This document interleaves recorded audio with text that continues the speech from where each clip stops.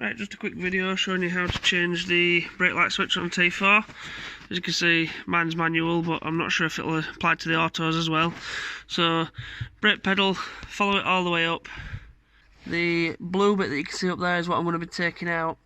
Now, I've already changed the black one because that's what regulates the power. And it was cutting power because it was a faulty switch. So, the black one, if you need to take that out, you turn it clockwise and then it'll pull out.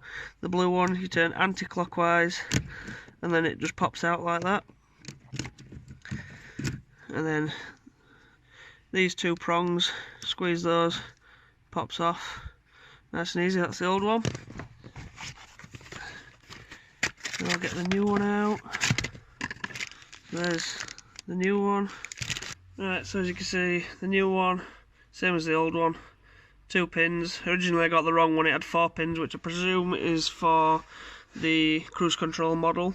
Apparently this is the cruise control switch, and this regulates your fuel economy as well. But this is the switch that tells you cruise control to switch off when you touch the brakes. So I'm not sure if the 4-pin one does cruise control and economy or whatever it is. But either way, this is the one that my van needs. As you can see, it's the same as the old one. Pins are in the same place and everything.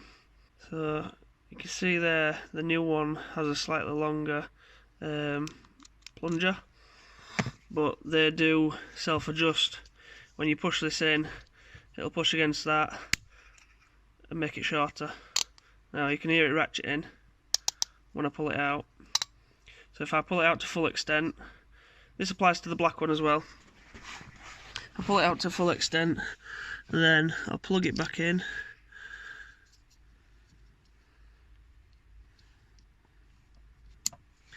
And then put it back up there in its hole. Right, so I finally got it into position. So I'll push it in, turn it clockwise this time to lock it in. Right, so I couldn't get enough leverage on it to turn it with one hand, so I ended up taking the black one out and then using 2 hands to push it in whilst turning. So that's in position now, that's locked in place. So now I'll put the black one back in. In fact, I'll show you the hole before I put that one in. You can see that one side's got like a square side and one's got an arrow on it. So that side's got the arrow, the other side's got the square. Put it in the hole and then turn anti-clockwise to lock it back in. And there you go, that's how you fit your brake light switch. Thanks for watching.